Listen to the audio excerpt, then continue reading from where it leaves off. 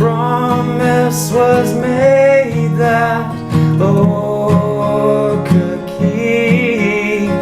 Pimp is a lazy fool who encourages my sin.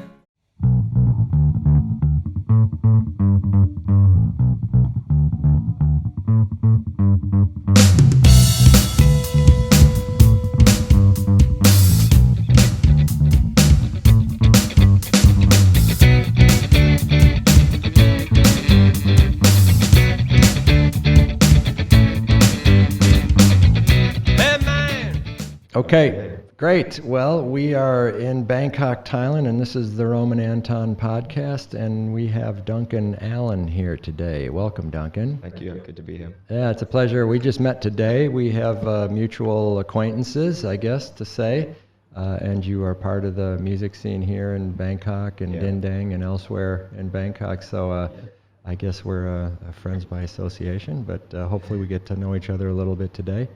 How's everything going? It's going great. Finished sweating, so it's always. I'm someone who walks really fast, and every place I go to, I walk really intensely and fast to get there. And so whenever I arrive at a place, I'm just covered in, people think I've just taken a shower. But that's just a bit about me. Well, you are in Bangkok, and I was reminded this week by several people about how hot it is and that summer is starting. And so just to orient folks who are listening, if they are, we're in March of 2021, and I don't know how that summer, I've lived here for a long time, and I don't know why summer starts in March, but apparently it does, and so I'll accept that as either gossip, fact, or rumor, but it's hot this week, I think, so. It's cranking up. So you're walking fast on a hot day in summer. Yeah, I can't walk slowly. It's like this inability to walk slowly. I just have to walk, and I got long strides and long legs, so it can be a point of kind of frustration because you're always trying to walk past people and stuff. Yeah, well, it's interesting. I'm already wanting to connect dots that aren't there, but there's and we'll get to this maybe later, but there's a calm in your music, and there's a way you put together your lyrics in the 5 or 6 songs that I've heard of yours that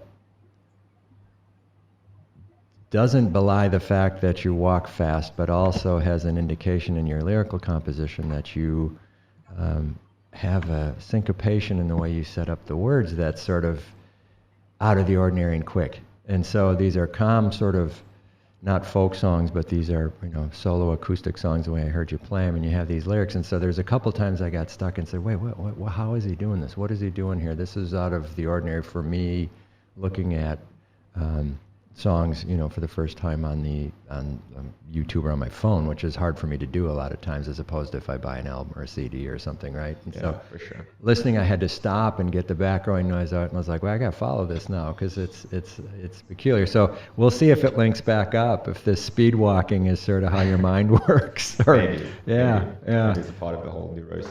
Well, and you're probably not acclimated to the weather. You did give me a little bit of background information. I don't think one ever gets used to Thai weather if one's not from here.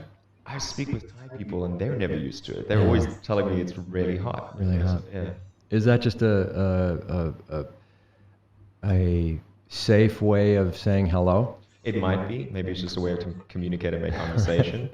Or just some people are just genuinely never get used to it because it's insanely hot. I think I can believe even someone who's lived here their whole life doesn't get used to it, Yeah, I think this must have been on a Joe Rogan podcast because I listen fairly religiously, I guess, but not that it is overly influential on how it shapes my weather thinking, but or maybe it was on a renewable energy podcast. I'm forgetting which right now to be specific, but it was funny how the person speaking said, we have to take a lot of our habits, we can't take them for granted anymore as we look at the Paris Climate Accords and as we look at carbon reduction and carbon emissions reduction and that. And they said, for example, lifestyle choices like air conditioning. Mm. And I thought, well, it's funny how many people I meet here who don't sleep with air conditioning on. Yeah. And to me, that's inconceivable. I don't, imagine I could do it. I would struggle in the beginning and get used to it. I probably wouldn't have a down comforter on my bed anymore. Yeah, I don't even know why I do that, but I guess I do because I have an air conditioner that goes up 16. That is cool. Right? Or, it goes there. I don't know if it actually drops to 16, but yeah, so, you're from South Africa? Yeah. That's Originally born there? Born, raised, yeah. First time I left my country was 18 when I came to Thailand. Okay, and I'm going to guess from overall appearances that was within the last 20 years, certainly? Yeah. No, I'm only, people think I'm older, maybe because of the beard, which I actually just shaved recently, but I'm 26. Okay, so you left 8 years ago for Thailand, or from South Africa to here? Yeah. So I mean, I had a stint in Thailand maybe for it was less than a year, maybe like 9 months. I was in a province called Nakhon Si Thammarat, which is right in the south of Thailand. It was an amazing time just being out by myself and just, working and living with people like double my age, and it was an interesting situation. Why did you go there? Or if I can ask. I just wanted to leave. That was the main motivation, and the reason I picked Thailand was it was either between the States, like this program in the States, like those summer camp kind of things, and you can be a counselor or something like that. Right. But it was like 3 or 4 months, and the Thailand thing was a bit longer. So I was just like, okay, that sounds great. I'll be away for longer. I think I'm maybe making this up, and Frank, we can check this later, but I think I met a camp counselor from Lake Nippersink in Wisconsin. Someone walking down the street the other day. Was it Nippersink? God, I'm trying to think. And I stopped him. I said, hey, you've been there? Like, yeah, I was a camp counselor there. I was like, God, I didn't even know there was a Lake Nippersink with a camp counselor. But so you were not fleeing the law or running away from famine or pestilence or something? No, maybe just my town is like this hybrid between a small city and a big town. And I don't know, I just always had that urge to kind of just explore something else. And I needed something different and just explore the world and get out. And So that would have been Port Elizabeth, currently called Quebec. Quebec, yeah.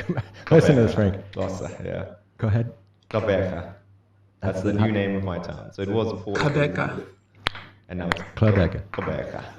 With Right. Like, what is that letter called when you? It's a Q. So the alphabet. They got a few clicks. The Q is a, the X is a, and the C is a. Does one word have all three of those? Not that I would. It's very possible. I just don't know what it is. so that's Afrikaans, right? No, that's Xhosa. Xhosa. Afrikaans is Dutch, so yeah. Xhosa. Talk like goeiemorgen. It's very close to Dutch. Okay. But Okay, so Frank and Rath and I do not know that language, so if we have to get that translated, we'll be struggling a little bit here, so we'll try and keep it. But and I'm not making fun of why your town would change names. I'm sure there's a history and a whole issue there that's of importance and significance, and maybe we can talk about that, maybe not. But so for the first many years of your life, your name was the hometown was Port Elizabeth, South Africa? Yeah, it just changed a month ago or something. Oh, nice. Yeah, Okay. very recent. Which I don't mind. It's actually it's fun to talk to people and say that's my town's name now. And so, are there states in South Africa? We call them provinces. Provinces. How many are there? Oh, gosh, this is embarrassing. I don't even know. I want to say 9, but Okay. I'm not sure. So they're large space. Yeah. And so what is Cape Town in, if you could remember that? What province? Oh, that's the Western Cape. Yeah. Okay, so it's called Western Cape, and Western that's the Cape. province? Yeah, Cape Town. And so there's a Central Cape and a Eastern Cape. And Eastern Cape. Yeah. You got Gauteng. Yeah. And they're large. KwaZulu-Natal. Yeah, pretty large. Yeah. I'm sorry, I shouldn't have brought you in for a South Africa lesson, but here we go. So population size of South Africa? Smaller than Thailand, around 60 million. Oh, that's huge. Yeah.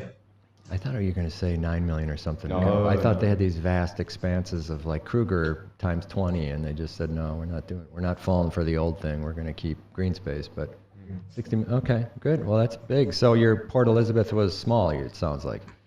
Biggest city in that province, but yeah. 100,000? I don't know. No, more than that. Okay. So you had a downtown, you had a skyscraper, 20 stories, something like that? Barely a skyscraper. There is a downtown, but it's not somewhere you generally go to often. And so was your childhood completely overtaken by cell phones and the digital experience, or were CDs and albums and cassettes of your favorite bands still a mode of transport, or was it all in your phone? No, so I think I was at that point where it was transitioning. I didn't get a phone until I was in high school, but still, I mean, that's more than most people can say from older generations. But yeah, I still had a CD player. That was my first thing to listen to. Yeah. One of the first, I had one cassette passed down from my sister, and it was a Violent Femmes cassette. Jeez. And From my hometown in the United States, Yes. since you're picking it. Oh, you probably talked about it. Okay, well, that's interesting. So there you go. I'm not going to lay claim to them, but that is, you could have said one of a zillion bands and it wouldn't have been so. they're one of my absolute favorite bands. Yeah, I mean, I told Matt this a couple weeks ago. Matthew Fisher, a friend of ours, I think his band decal's right behind me here, and his T-shirt's in the background. But that, you know, they have a song that I sing to myself at least twice a day, and I'm not trying to make any title references to someone's religion or lack thereof, but Jesus Walking on the Water is something Yes. that I listen to all the time. And it's funny because I complained to Matt about this. I used to have all my stuff cataloged and accessible, but now I go to YouTube and pull it up, and I just thought, wow, what a ridiculous experiment this is, that I have 4 copies of it in my house, but I have to go to YouTube to play it more readily because I don't have everything downloaded. But that's a coincidence. So that was a CD, you had it, but otherwise you found your music online. Yeah, or through, I think I went through like this hip hop phase when I was an early teenager, and my sister was kind of disappointed in that because, you know, she grew up in bands like Violent Femmes, Okay. Red Chili Peppers, and Older so she sister. kind of brought me around to that kind of, she was like, anything without a guitar, you know, you should be listening to more Yeah. guitar-driven music. I don't have a view on that, and I wouldn't say your sister's in a better or worse position, but you know, I guess what's, you could have said opera for you and you know, country bluegrass, and I would have sort of had the same question here as if your primary influences were on the phone, you know, I don't know what that does, and I'm still struggling with it. So the folks that I've done podcasts with before you have had some allegiance to a 3-dimensional medium for their music to either shove in my hand or direct me to, right? Yes. And so with you, it was like, I found the social media exchange, so Line, we use Line in Thailand, Line, I'm not sure if that's used anywhere else in the world, maybe Japan I've heard, but back and forth, and you were very sort of not dismissive about it, but very quick to say, you know, look it up, sort of, and that's a response that's very funny, and it's a lot like my niece, who's probably closer in age to you than you are to me.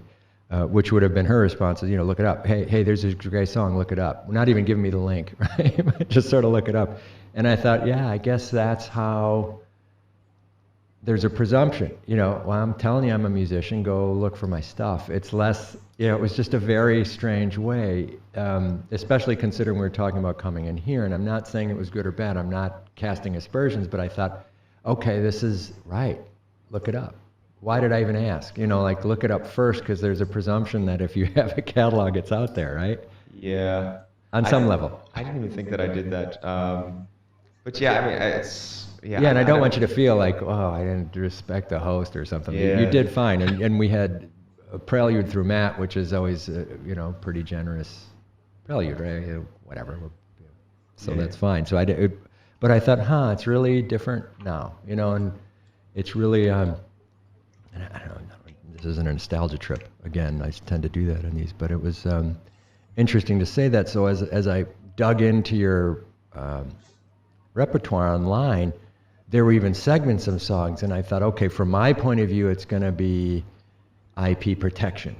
From his point of view, I'm going to let you, it was a good 20 seconds. It's short. I'm going to post it probably seated and go on. And I thought, wow, it's such a different approach, because from our point of view here, it was hold on, release, you know, like release party, you know, what I grew up listening to or reading about in magazines or waiting for. And so you really shook me off the branch that I hide on or sit on in the tree. And I thought, well, that's good. I got to sort of abandon this notion that, there's going to be this box set, stuff that's going to show up in a tight order and it's going to have liner notes. And there's nothing wrong or right with either model, but it was just very interesting this week as I thought, well, part of what we're going to have to talk about is going to be a discovery here. We're going to have to talk about these things, which is maybe better than coming in fully loaded, because I find 90% of my questions when they're fully loaded are sort of prejudged, value laden. They're not. Yeah. So I guess I'm making excuses here. So I want to dig a little bit in the South Africa thing, because you talked about influences.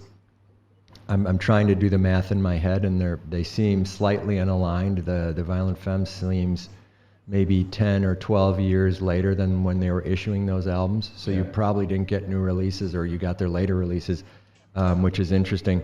Did you feel like the pipeline to South Africa from the rest of the world, and that could be from the Philippines, from Thailand, that music was instantaneously being transferred, or was there a lag? Was stuff showing up on your doorstep late? No, it was instantaneous. Yeah. I don't have a view on that, but I feel like my childhood was not scarred by, but was clearly developed by a slower pipeline. Okay. It was just things showed up when they showed, and usually showed heavily when the tour came. Right. To Chicago or Milwaukee or wherever I was going to go, Detroit. It's sort of that industrial center of the United States, if there is such a thing. I'm making that up maybe, but and so we were programmed. We were well conditioned to receive our music by the industry very systematically, right? And now it's just when the demo leaks early, it's all bets are off because it's worldwide in 5 seconds for these popular acts, right? Or even for folks just making their way. Yeah. And so you feel like you were getting hit at the right time by the music that was out there, and you still latched onto this sort of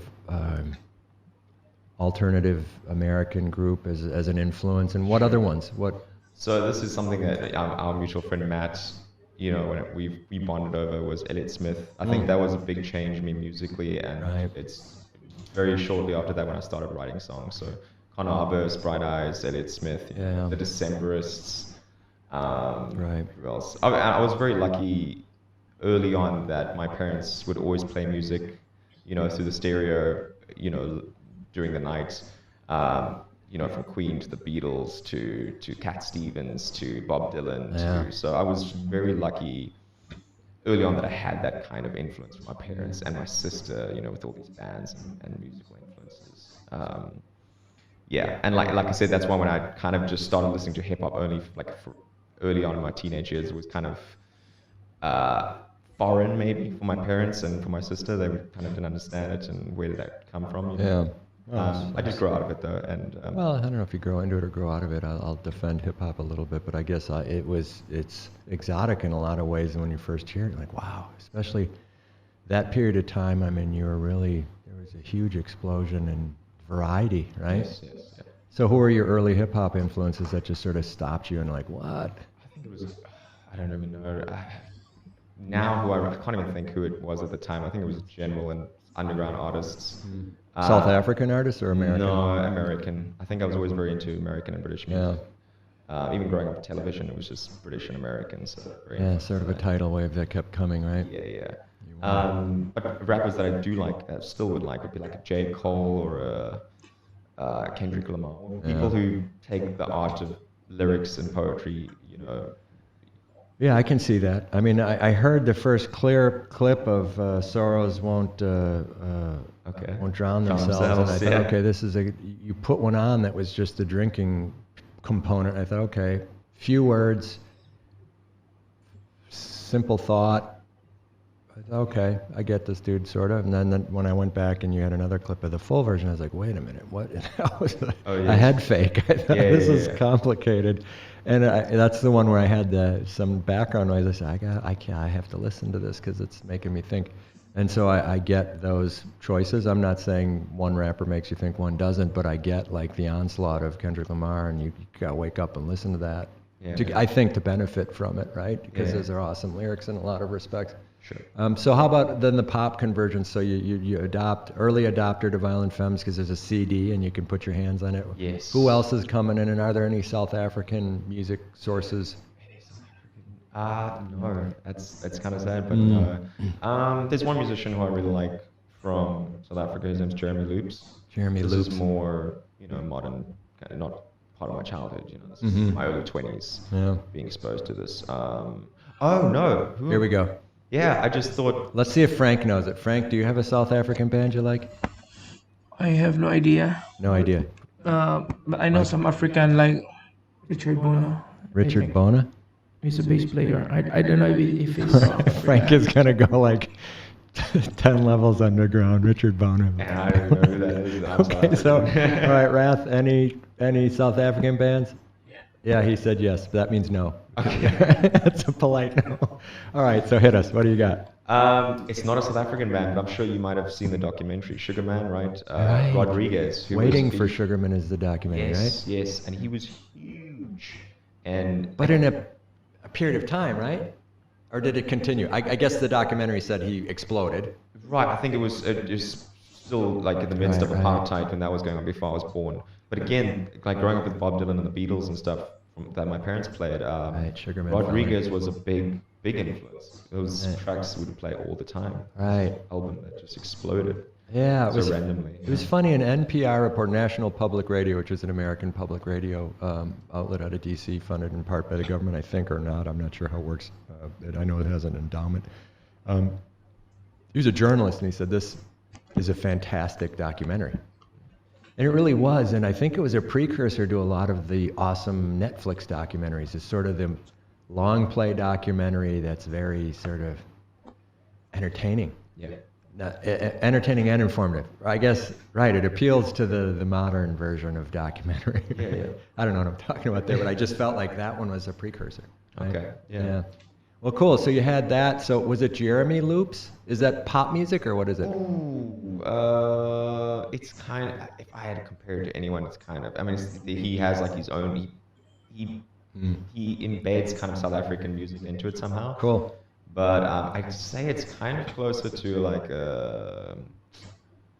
forgetting his name now. He lives in Hawaii, he's a surfer, it's very chill music. Jack Johnson? or Yes, something Jack like that? Johnson, Okay, yes, of course. yeah. So it's kind of got a Jack Johnson kind of I don't vibe. know things like that. I don't know Jack Johnson. I mean, I've been over here, I've been on the road long enough now that my knowledge is, I acquire it differently.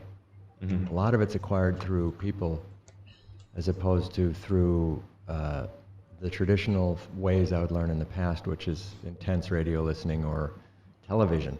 Mhm. I don't find that I'm finding original stuff online by hunting because I don't do my thing that way. So I don't know Jack Johnson. I mean, I know the big songs and I know the popular songs and I know when people yell them out at the audience and start singing it, you know, can you play this song? What is it? And they sing it and you're like, oh, okay, I've heard that 4 trillion times in the background. But that's interesting. So Jeremy Loops, yeah, I mean, it's a great name. I thought he was going to be the master looper or there was going to be some irony to it, but it just sounds like he's a guitar player, a sort of, not a crooner, but probably has some meaningful lyrics and probably has an uplifting message and probably has a tinge of remorse. Exactly. Yeah, Okay.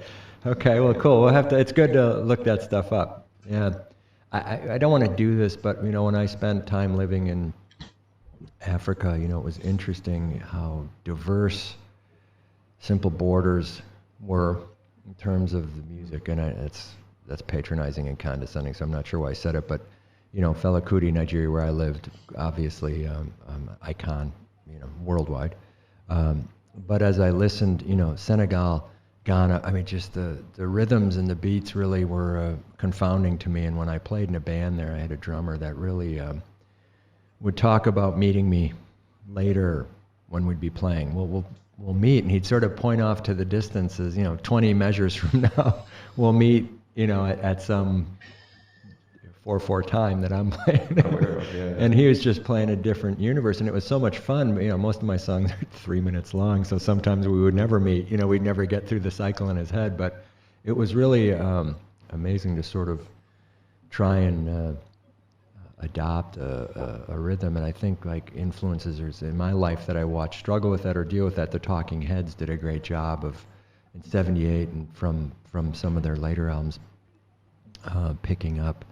Paul Simon was another example. For me, from the type of music I listen to, I'm sure there's better examples from all classes of music that were early adopters and did a great job, and I'm sure it's in the 50s and 60s, and I'm not giving the sources the credit, but that that was always something in my life there that I was very sensitive to. Is like, wow, the skill set here is way out of your reach if you're going to try and adopt it. And so I didn't really bring a lot of that into my writing process, which was hard because it was all around, you know, and it was just constantly listening. And so I thought, wow, I'm not in control of my influences, certainly even in the compound life that I live. You know, this music is coming in and I now know it and it is now saturating me. And so I wonder when the process gets overtaken in your head, you know what I mean? When it just, you can't fight it off anymore now, since you've heard it and liked it and appreciate it and hear it a lot, when it changes your internal, whatever your internal process is, it picks it up. I'm not saying it's bad or good, I'm just saying it's now part of the influence. You know, so you think of a drum fill and you think of the 2-minute 64th notes that Uzezi used to do in the band room, and you're like, well, I could put one of those in here, but I can't play it, our band can't play it, so we'll don't do it. But there's no point. yeah, so you're a young man listening to sources of music. Are you playing guitar already at that point? Not really, no. I grew up playing horn and trumpet. Nice. And we played, I played in the band at school, and we did quite well. I think we won like a national competition, you know, for the band and our section. And I didn't continue with it in high school. I just saw it as something extra that I wasn't dedicated with it. I just saw it as like extra work that was pulling me away from other things. You know, you're a kid, you don't realize how impactful it could be or the meaning of it. And lo and behold, you know, around 18, 19, I'm just picking up guitar, and I'm like, this is actually, I started writing songs, and I actually picked up guitar to actually facilitate the music for my, as the vehicle for my writing. So you're a music writing or for yes, I started writing dramatic writing, or I started writing. First thing I was writing was like 17. I was just writing these little jokes, and I was like, I think one point I was like, hey mom, maybe I could be a comedian. And she was like, my mom's really sweet, so she was like, yeah, comedian's probably not the right thing, you know, it's very difficult, which is her way of saying, don't do that.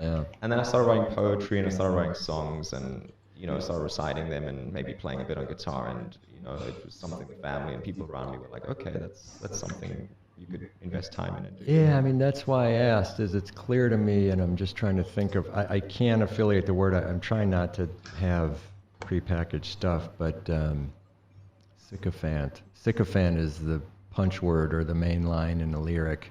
Is tough, right? And so you got it, and I thought, okay, those are, I mean, these are poetry words, and I thought, Robert Hunter, Jerry Garcia, Grateful Dead, Paul McCartney, Lennon. Some of that's pure poetry, some of it, I Want to Hold Your Hand, less poetic, very awesome, at the same time. But I thought, if I went down and could find in this guy who made me do research on a phone, if I could find his lyric sheets, they would require, big screen and reading, right? Don't worry about that. So then I thought, okay, I get this. So I thought he had to have been a poet, had to have been a writer first. And then I saw this, these are the songs I'm going to play in Streetcar Named Desire. And I thought, okay, here we go. I mean, so there's a dramatic, literary, some other thing that's pushing these words up to the front here. You don't do Tennessee Williams as a joke, right? So, as dramatic or as campy as you want to make it, it's still, you do something else. You do, a comedy. You do Eddie Murphy. Or you do one of, Eddie Murphy has dramatic movies as well. So, I mean, I guess not. But, you do something else if it's comedy. If you're doing Streetcar Named Desire, I assume you're thinking about the stage, right? Yeah. Right. So you're 18, you're figuring this out. You say, Ma, I want to be a comedian. She's saying, and I imagine with the best of intentions.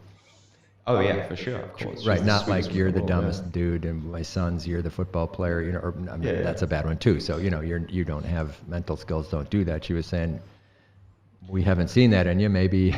Yeah, maybe it's not your strong suit, basically. Right.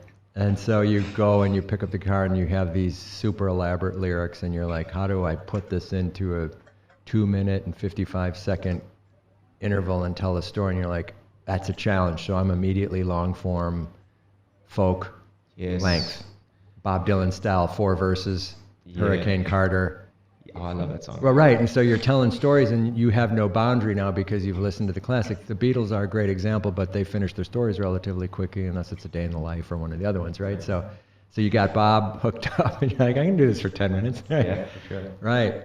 Am I close, or? Yeah, no, it's hard. Originally, it was hard to cut my song. I've kind of learned how to cut them down into like maybe 3-4 minutes. But generally, it was these poems that would go on for 6-7 minutes, and it would be very, challenging to kind of package that into a song. So why do you do that then? Why do you cut it? You can cut the lyrics to be. Yeah, well, who says, all right, here's the righteous idiot of me. Like, Duncan, be true to your craft, right? Do a 20-minute poem to an audience in Sukhumvit that's drinking quarts of beer and assume they'll stay entertained. Yeah, I don't know. That's very hard to pull off. Right. It's not easy. I don't know. I have my 6-minute songs and I have my 5-minute songs, but I think it is good practice to try and, do a whole complex story and see if I can do it. So it was almost like a new challenge to try and condense that but still make it concise and clear. Okay, so tell me, Satellite River, you got me at hello on that one. I thought, play that one. Right, and I thought that one, all right, this is going to be a good story. The title, I thought, I was confused. I don't know, Satellite River is a modern name, so that's a modern river, or it's a fake river, or it's a 4-dimensional river, or it's an internet river, but I thought, okay, this is going to be classic storyteller song, like I'm ready. Okay. And so I could, and then I forget which other one, that was my, maybe Bright Eyes, I'm not sure, but I thought, okay, storyteller. And I thought, I'm ready. You can work with this. Yeah. And so Matt, I'm going to stop making your podcast about Matthew, but Matthew Fisher said you co-write, and I thought, okay, good. Well, I'm going to go see if the co-writer has the same vision. His complex concepts are captured in short machine gun blasts. Well, not machine gun's the wrong word. Just short blasts, very emotional blasts, right? And they're tightly woven. Woven's great. Yeah. And they're bundled tightly, and they're over, and the story's there, and it's okay. I Get Beautiful Day. Frank and he played that song. We loved it. And so, do you feel the same? You need to shorten it to get the point across? I think, I think people's attention spans just in general can't. So that's a marketing thing, I guess? I guess, yeah. So do we talk each other out of that since we're having an open and frank discussion? Or Maybe. do we say, I'm not trying to say one way or the other, but it's just because it's abundantly clear to me you approach this from a storytelling, elaborate, detailed point of view. Yes. Right, and that's got to be, it's got to drive you mad at some point when you say, wait, he has to cross the bridge, he has to get to the other side, he has to find the pot of gold, he has to get beaten up. Exactly. He has to die. It's a whole, it's like almost like epics in a way, like a Homer epic, but with music and trying to condense it. But there's a lot happening. Like you talked about sorrows, and you said you listened to a clip that was obviously shorter and it just had the simple, like the chorus lines. Right? Well, it jumped to 28 seconds. It was a 58-minute clip. You were on a stage, you were playing. There were obviously friends or harassers in the room, but you seemed in pretty good humor from the engagement. And you did 5 verses of Sorrows Won't Drown Themselves, Sorrows Won't Drown Themselves. Whatever the epilogue or the denouement of the song was, repeats, right? And so caught that, and I thought, wow, that was the whole song. I was like, that's a brave song, because I don't have the context. I thought it's 58 seconds long. That's obviously not the whole song. So there's got to be something about opening a bottle of beer, something somewhere in this or something. And then you posted the whole thing. So I don't want to drag you through the whole process of why you posted it that way or not, or we can talk about that. But, that was when I got to the next version, because I didn't have great expectations for that song, I was challenged differently. I was like, oh, okay, it's a very different song. Yeah. So that's why I'm asking this. Yeah. So I don't know. Yeah, I guess if I talk about the song, it's just like it's an existential song. It's about and alcohol is the common vice between all, and it's almost like it's a narrative that involves many different stories and all these people going through sort of alcohol abuse. One of the verses is personal. And then other ones are just fictional stories that I came up with. Yeah. Right. So the other ones that you came up with as a co-writer with Matthew on lyrics, those would probably be challenging for him to adopt. The one that's personal, he probably latches onto with you. No, I think we're going. Did Matt say? No, on other songs, because I think he said you guys had talked about. Oh no, he didn't say you guys are co-writing. No. He said you're a good. I'm sorry. So there you go. So I apologize, Matt. I'm sorry. I was trying to fob his songs off on you. So I'm sorry, Matt. I apologize for that. Okay, so you're in there. Okay, so you're doing. Yeah. Okay. Well, that's it'll be interesting to see as we talk a little more than how you do this. But I want to sort of link it up because I'm trying to identify how do you end up here doing this. Why is this the right spot for it? I'm now understanding sort of the influences and what was going on, and so it's interesting to see that. That's of interest to me, and maybe it makes my podcast too narcissistic or self-centered. But I try to look for the links or the things that are different in how I do it. But so you're getting closer to 19 and ready to go and to leave. Is that when you leave South Africa? 20? No, I leave. It was the first year after high school. Okay. I just turned 18. That's insane to me. And you went to NST. So I know that area very well because I did a lot of work in that area for one of the larger industries down there, and you can imagine what that is. But it was so from my point of view, it was an entree to a helicopter that was going to take you offshore, right? And so that was a pass-through location, but there were a couple of seaside fish places we would go to eat seafood. And I liked the food there because it wasn't scorching hot. And some of these places we went to, the seafood fish, but the NST to town, I tended to get super hot food down there, right? Yeah. St. Cloud, those other towns in that area, around, right? But very fun down there. I mean, nice. Beautiful. Yeah. Absolutely. So you're 18 down there. You have a guitar with you when you come in? I bought a guitar. My first guitar that I bought was in Thailand. Nice. Yeah. I made a group of a few friends. They had a Syrian friend and a Thai friend who was really good to me. And we all kind of just packed in this car, and they kind of knew I was writing these songs and I wanted to do music. And we all just went together and bought this guitar. And, Nice. There was a sense of a small community with it. From a music store or from a market? From a music store, yeah, in the Konsei Tamarat city. So I was in a really small town called Chawang. I don't know if you know where that is. Maybe like a 30-minute train ride from the main city. Jeez. There's a train down there? There's a train down there. It was a town that had one set of traffic lights. That was it. It was like a four-way, basically. That was the town. How in the world does this happen? I don't know. I did my course or whatever to teach. I got stationed in somewhere in North Camp. Oh, okay, so this was a destination. You didn't end up there saying, I found it. Like, no, it was just random. Yeah. And I contacted someone who was working there, and I was like, I hate where I am at the moment. I was somewhere in central Thailand. Yeah. Kampang Pet, and I was just like, well, you didn't hate it, but it was challenging. So it was. We're the big job was really right. We're big fans of Kampang Pet. We've actually played the Trot. No, what's the other town up there by Kampang Pet? Tet? Whatever. We played up there. We're big fans. So. I like the town. It was just, I think it was the job that I was struggling with. Yeah. And I was like, is this That what happens. it's like? Yeah, it happens. And then I went down south, and I had a different job, and I was like, no, this is much better.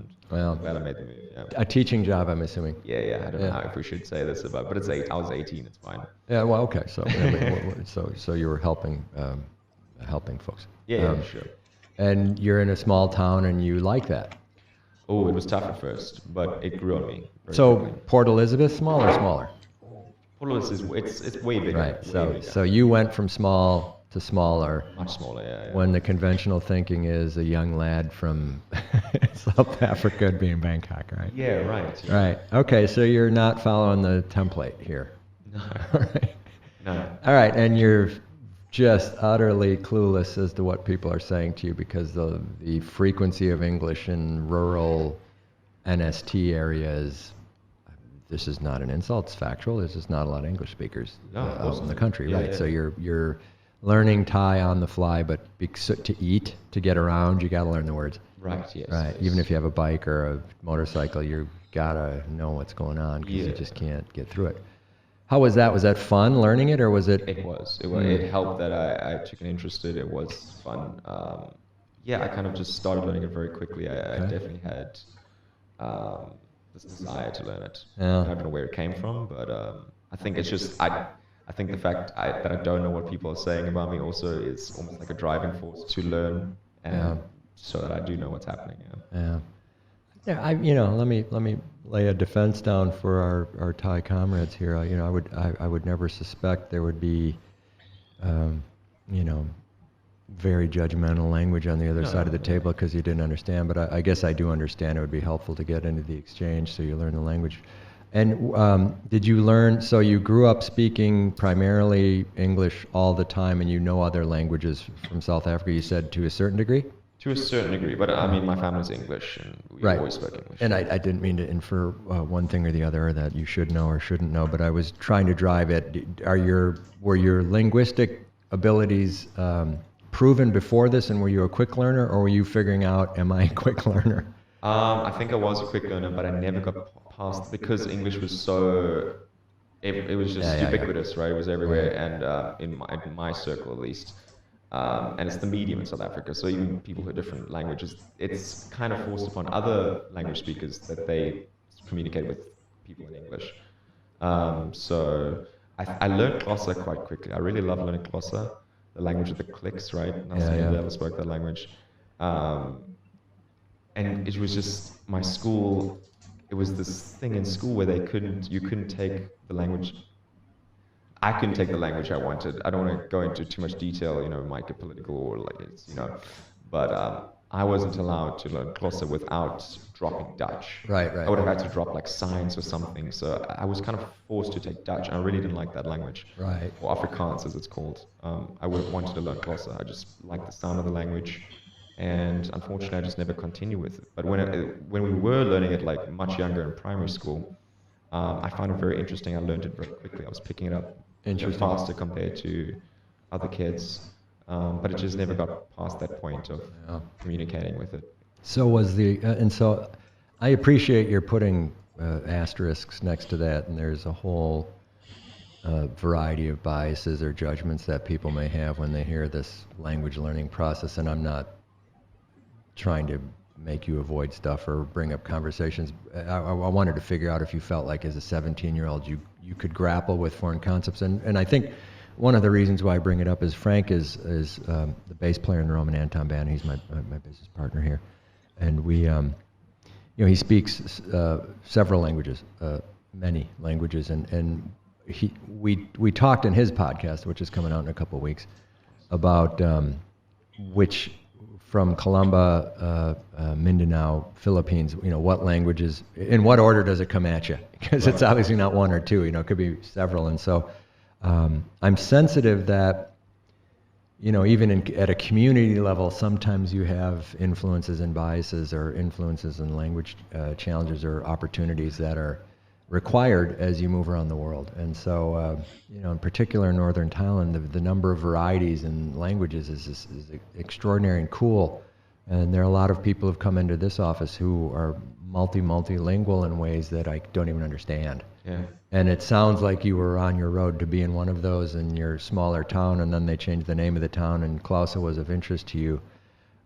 So you do have the idea that, hey, there is a radically different language than English out there one can learn. Sure, yeah. And so you embrace learning Thai because you're in a small town. It's Yes. right. CNN's not the first thing on the dial, right? Exactly. Okay, and so how do you do?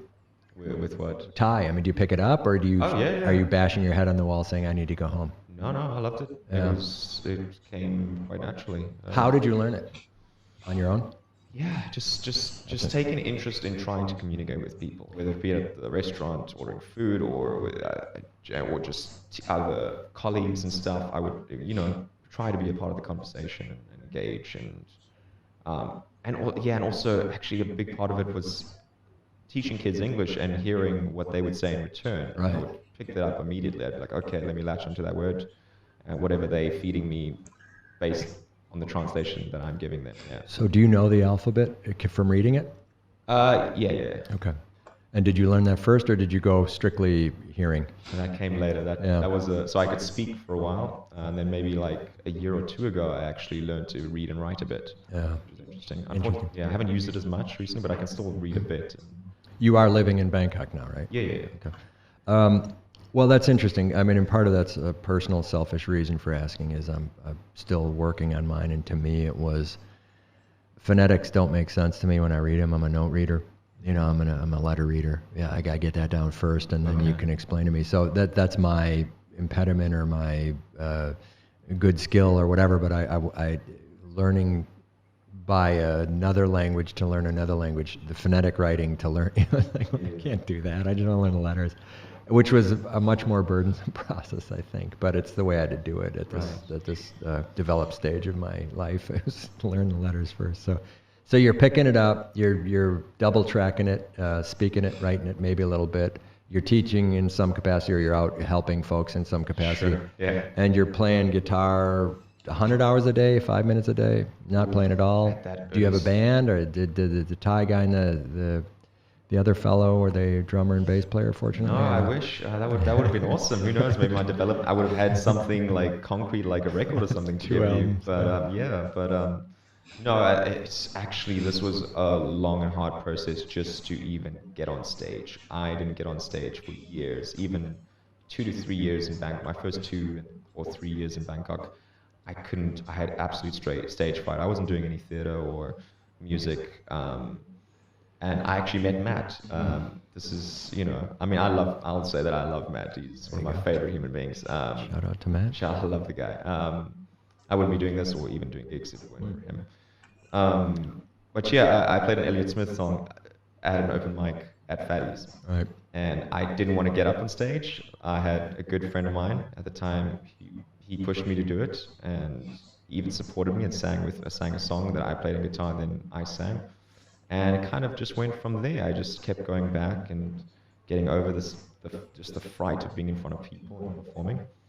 And again, that's also Matt and I kind of bonded of Elliott Smith, and then I started playing my own songs.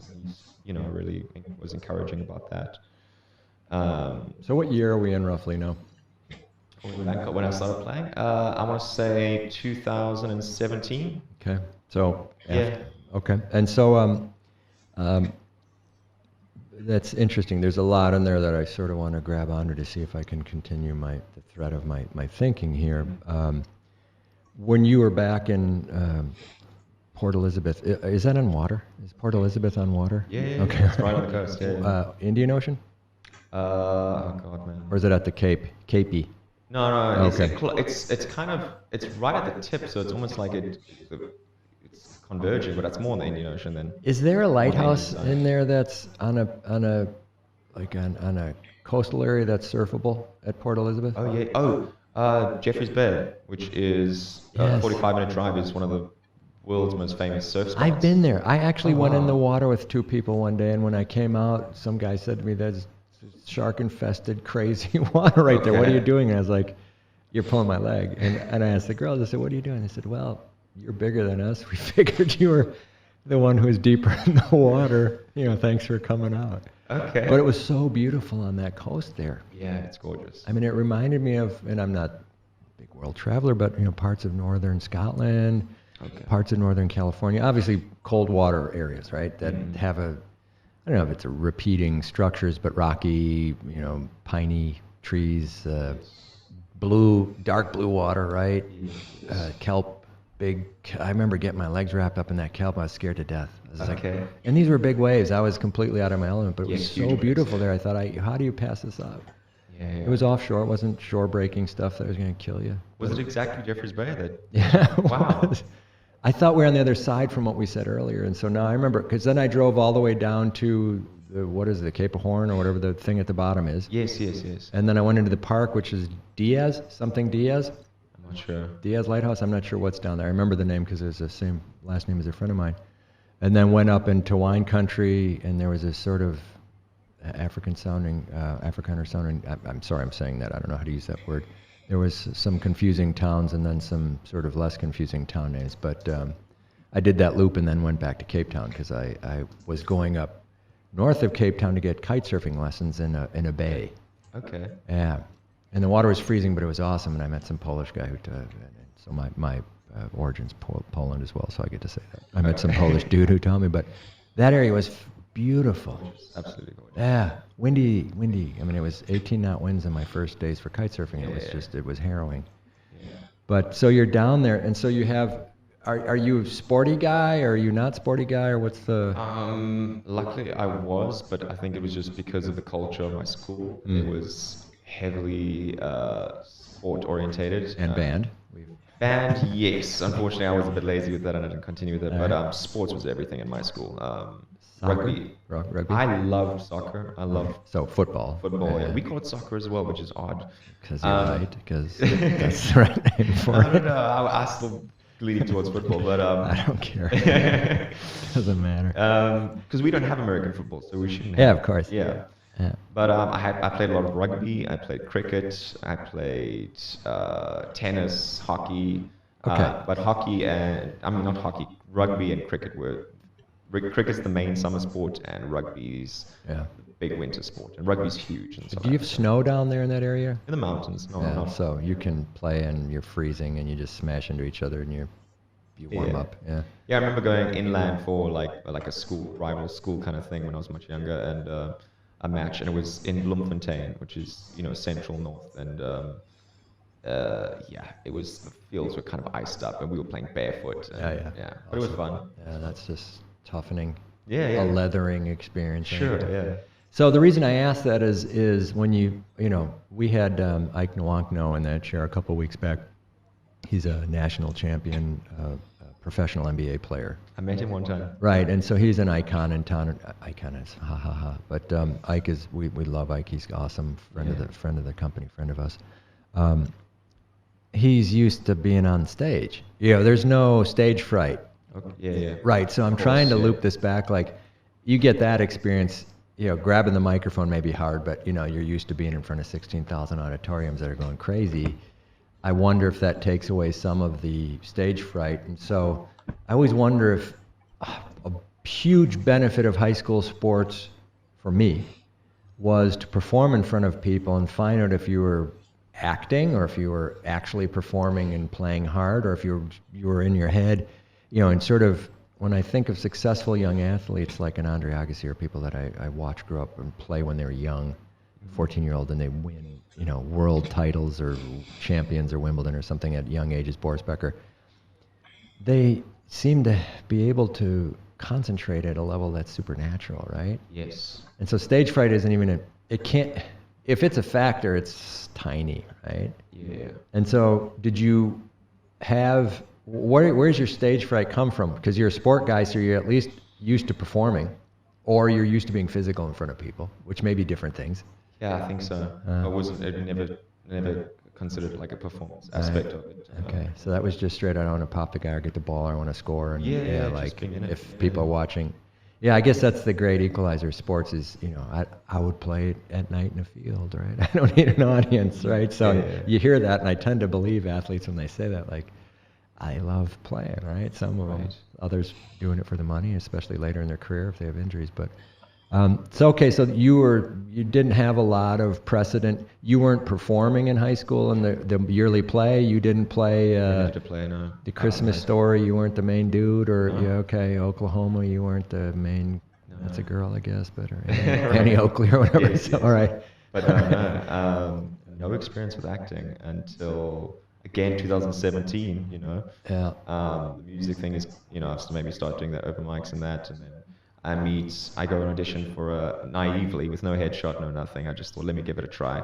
On a weekend or something, and I go to this theater in Bangkok, this black box theater.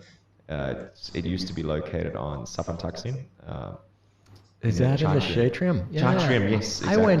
I went to a performance there to see one of my friends once. Which performance and which friend? The jury one, 9 Men in a Jury or 12 Men in a Jury. Yes. 12 Angry Men. Yeah. 12 years. And who was your friend in it? I'll say this. I mean, he's a buddy. I imagine he wouldn't be too offended at me saying that. Phil Blaze. Yes, I love Phil. Yeah. Yeah, I thought he did a great job. I would love for him to come on the show. He's not. Hey, Phil, you're not returning my calls, but he's a hard worker. I mean, he's in his world. I think he's a real disciplined guy when it comes to health, and just talking about that alone, because he is really got his head down and is focused and doesn't waver, and I really respect that in him. And he also is a nice guy, and he's in my world, he's a good athlete. So he did the play. Okay, so I'm sorry to try and make your performance about me, but I'm trying to visualize it as I'm talking about Black Box and try not to attach negative connotations or positive to it. But it was a performance space, and that particular play had a fairly seasoned director, and I Who think is someone who's very important to me. Yeah. Right. Who became my mentor, basically. yeah, who is that? Lonnie Berry. Right, Lonnie Berry. He's stuck in the States now, unfortunately. Right. Yeah, so back to that audition, I guess I went, and that was with him. And I think I was auditioning for Dorian Gray.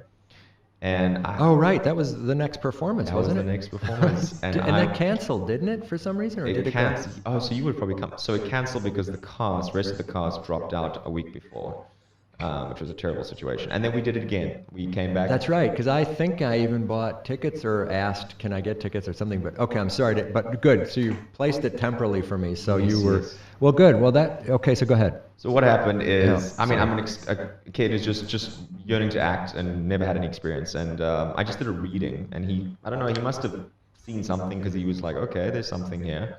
You know, because he was just like, I came in, I didn't know what day it was. He always makes a joke about how I never knew what day it was, Lonnie, the director. Yeah. And I just did a reading. He thought I was super disorganized, but we got through it. And he was just like, every time he Probably right. Probably, I'm very disorganized, yeah. Drop and stuff. Yeah. No headshot. No And he's headshot. just like, man, I'm used Were to you all being sweaty? in the States. Probably. You're carrying probably. a guitar with you. I wasn't like- carrying a guitar, but I probably was sweaty. All right, so that was an inside joke from knowing you for 20 minutes. You showed up all very sweaty because it's 110 degrees out there Fahrenheit. Yes. Yeah. Okay. So no headshot. So I'm sorry, I keep interrupting. No, it's okay. And then, so we start rehearsing.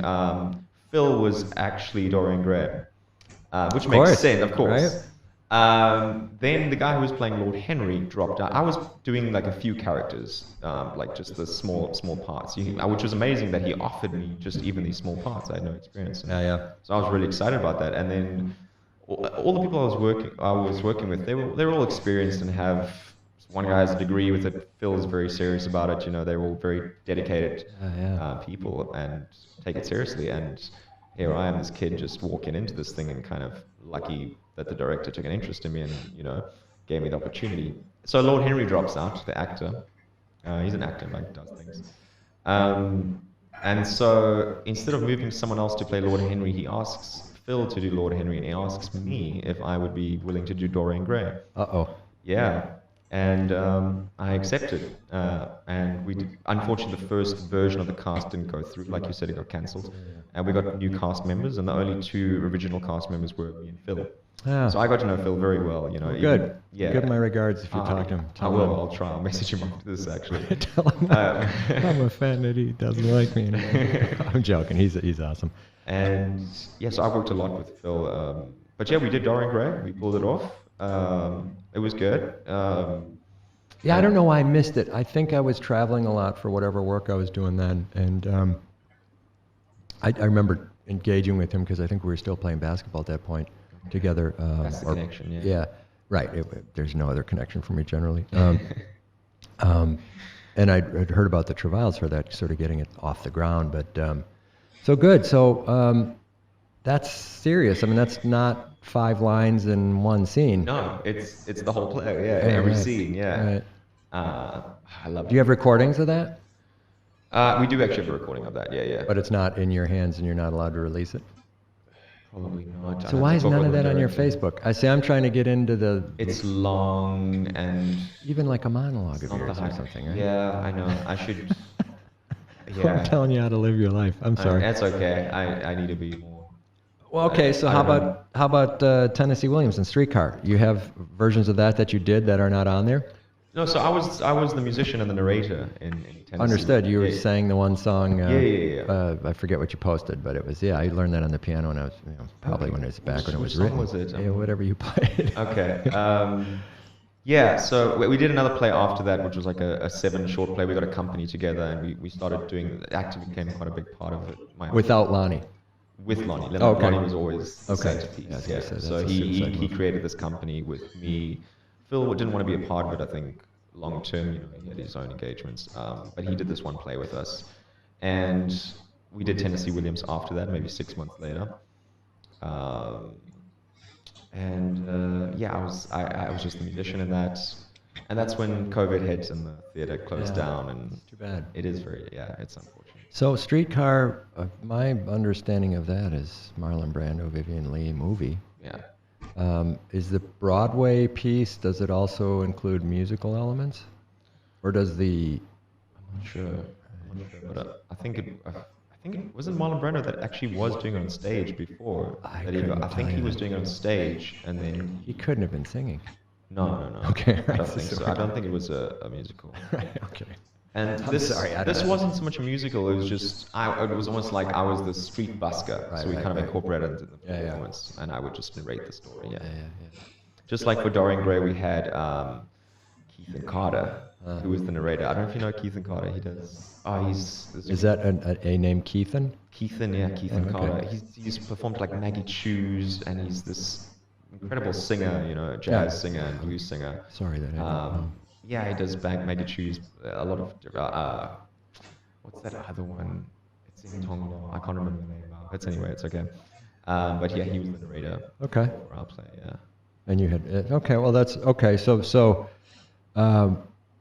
fair to say, guitar a little before the acting, but simultaneously developed. Yes, exactly. And then you land a knockout blow by getting a lead in a play that has a gazillion lines to learn, and that either sharpens your skill or you train wreck it. But you're in. For sure.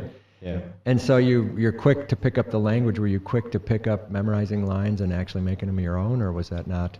It wasn't too much of a challenge. No, like memorizing, I was surprised Yeah. that it did come. It wasn't too difficult. Right. Yeah. So Dorian Gray's not in iambic pentameter or some craziness Shakespearean style, so you No, can no, just no. sort of memorize that. And Yeah. and I'm curious. I've never been involved in an actor director relationship where I'm told maybe if you said it this way it might sound better. But did you have stylistic engagement like that with Lonnie and Phil Always. and others? He's very strict with that. Yeah, and would he take?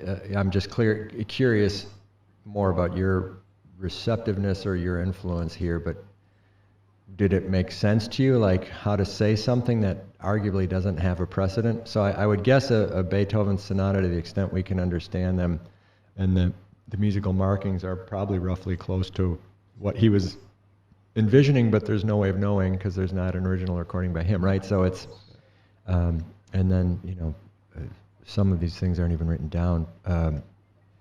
Those words to that are written down, and we don't know the emphasis because there's not. If there's a triple exclamation point, I guess you might say now or scream it or something. Right. We But- can never climb into the writer's head. Right. A century or so ago. So. And so this is a director's discretion. I Yeah, and he think. adapts the script as well. I mean, he does do these little. Takes out stuff. I guess, yeah. Maybe Mm. makes it work for the show. Whatever. Right. it I is, guess yeah. if you're doing the Mahabharata, it's 10 hours long, and you're trying to get it to an hour. You're going to Yeah, cut. you'd have to. Yeah. All right. So okay, and so would you? I mean, you're young, you're probably audacious, and you're making, hey, let's put that in, or hey, I want to do this, or I want my shirt off in this scene, or something. That's not me. Yeah, right. Or you want 3 more shirts on, or something. Maybe, yeah. Right? So, is that the type of collaboration? Or are you still sort of a complete supplicant, beginning actor, taking all input, not making any suggestions? Yes. Yeah. He would definitely respect if I definitely saw and there was reason to back up, maybe saying something this way or this way. And I think we did have kind of a collaborative relationship, but it was definitely him, building me up and explaining why it should be said this way and what's the reason behind it. He's very good at understanding the kind of someone's their mentality when saying something, or just the whole emotion behind every single line, every word, and every meaning behind it, and what you're trying to give off or instill in the other person when you say something, like you're trying to impart a meaning, what you want them to believe through every line and everything. So and I think I was very receptive to that. Yeah. I could take advice and use it very quickly, and so I think that's kind of why our relationship grew, and it was as healthy and good as it was, just because I was receptive to his advice and I applied it very quickly. Yeah. I mean, that's interesting to me. I was thinking on the way over is my brother probably was one of my bigger influences in high school and college in terms of getting stuff to read, and he seemed to have a very good receptive side of him, and he handed off a bunch of George Bernard Shaw plays to me, and I remember reading them, and I thought, wow, these are so complicated. Even as, maybe as a university reader, everything's complicated, or I don't know, my ability to onboard information was. But since then, I've thought about the importance of, the director's understanding of the script, and I don't know what I'm really talking about here, but I can imagine having someone who really gives good directing advice on what his thoughts are and emphasizing words and sort of what the important part of stuff is huge. And then having an actor who can onboard that and deliver it, but also be somewhat independent and understand their own rhythms is also huge, right? For sure, yeah. It takes a level of empathy to... Right. Yeah. And it's not of all those variables, it's never a certainty that all of them are there at the same time, and you can train wreck. Yeah, sure. Yeah. So did you feel like, and now are you thinking, as you think about other stuff you want to do, or if you're reading lines like, oh, I'd have done that differently, or I'm changing this, or sort of like playing guitar, like, It always helps to have like recordings or videos, because when I don't know, especially when I'm performing music and I'm on stage or whatever, you're in this kind of vortex or this void where you can't hear anything, or you can't understand exactly what the audience is receiving, because it's all output, and it's very difficult to kind of concentrate and be aware of that output. So if you want to be good, I think it's good to be in it. But while performing it, I'm not thinking like, is it like this? Because if you are too much in your head and too self-conscious, it's going to become a train wreck. Yeah. How about at the 1,000th performance of it on Broadway? Is that you think it gets different? Yeah, well, theater, every night is different. It's a very strange thing. I don't know how to explain it, actually. And Lonnie would say that, and every night is different. Even when you know all the words, the lyrics, or whatever it is, down to a T. Every night is different with theater. It's quite amazing, just because it's live. But how did your stage fright? So we got onto this, and I'm sorry, this is how I do it, but stage fright. So soccer, otherwise known as football, and the other sports didn't cure because you were head down, physically involved, smashing people and that. So when you get here, you get the guitar, you get on stage, or you think about it, or acting, you have stage fright. And how quickly did you resolve that, or do you not? And were you throwing up before every performance with side aches and headaches? And not quite. Phil had to pick you up and say, "Get out there, man." Not quite. I probably had some encouraging words from Phil. I've worked. Yeah. Going back to the most important play that I did was a piece. There were 7. We did it after Dorian Gray. It was before Streetcar, and it was the seven short plays, 7 actors, and it was me and Phil. And Phil and I did a lot of work together. We did this one play where he's this love. It's like somewhere in the South. I picked up a Southern accent for it, and an American Southern accent. Yeah, I don't know exactly what Southern accent. Oh God, I don't want to hear it. I mean, I love the South and I love the accent, so I want to hear it. Go ahead.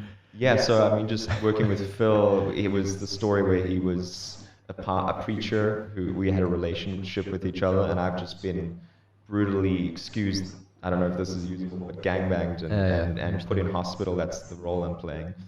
So I'm in a hospital, and he comes to visit me, and he's now married to a woman, but he's attracted to men, but he's trying to deny that because of his upbringing or what's expected from him. And this is the plot of the play, not the realities. No. And that could be the case. Although Matthew Fisher thought it was so convincing, it could be reality. So. There you go. I'm good. Props to you both for having good acting skills. So there you go. It was all right, yeah.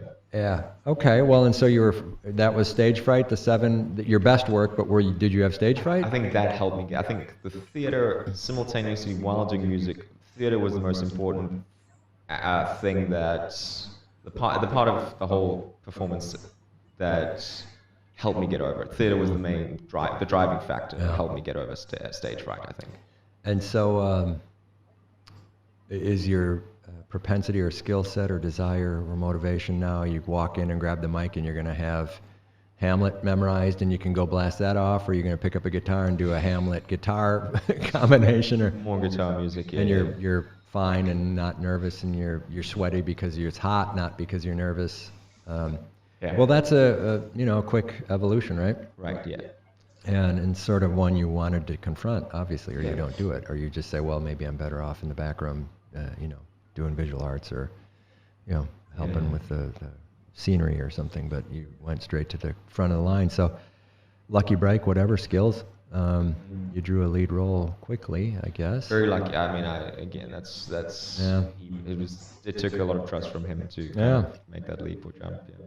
Well, that's interesting. And so at any point in this time, are you writing your own songs? Oh yet? yeah, well, constantly. Yeah. Okay, and how do you do that? How do I write my songs? Yeah, I mean, I don't want to preload the questions so much that sometimes I'm going to say, when you have your phone on and the pen in your left hand, how do you write your songs? But, how do you go about it? Is it ideas? I actually probably use technology more to write like just on the phone or whatever, I find it easier and quicker. So what comes first? Generally, it's the lyrics that come first. I think that just comes from a background of first writing and doing poetry before being able to even learn guitar. So that process is just more innate to me, just being able to write it first. But I've got into the habit. Now I write songs both ways. I come up with a melody and then I'll apply lyrics to it, or I'll use lyrics that I've already written and then apply to that. And so do you have like Sorrows Won't Drown Themselves? Do you have a melody with that, or is it just words? I think that's one of the few songs, if I can remember, because I wrote that quite young, when I started writing, maybe around 18, 19. Sorry, what was the question again? Yeah, I mean, what comes first? So you had the words, or maybe you didn't. I had the words, but I had a melody in mind. That's what I had a melody in mind, and then I kind of apply that on guitar, what it would sound like, But generally, I wouldn't say I always have a melody in mind. Sometimes it's just the words, and then I'll just fuck around a guitar, and it comes. Something. And comes so out would of you it. go la la la la la into your phone, and then hey, I can put Sorrow Won't Drown Me? No, not really. Just I think I would before even recording it, I would just practice it on my own and then see what it sounds like when it's more complete. And what level of insecurity or security do you have about retaining those things that are in your head? Do you have to get them down so they're captured forever, or do you wait a week? In Matt's style, because he said his best songs have been lost because he just didn't write them down and then he forgot them. Yeah, I don't know about writing, but sometimes I've completed songs and I just haven't practiced them, and then they were shelved in a way, and I have to kind of relearn it all over again just because I haven't played it in so long, and I didn't spend enough time practicing it initially, and so it becomes A new song. part of Different song. yeah. And is that all on your phone? Is that the medium, or your laptop, or some device? Yeah. Can you write music? No, like actual notes and stuff. Yeah. I used to be able to when I was playing trumpet and Right. that. Well, I could read, not write, I guess. When I was playing horn and that in the band, but no, none of the notes are written. What were the songs you'd play back in that other band with the trumpet? What was it classical? Was it pops? Was it? No, it was Do you think not classical, not pops, but kind of like Rod Stewart, something? not quite Rod Stewart, I guess. Earth, Wind and Fire. No. Do you remember? No. Because they had horns in there. That's why.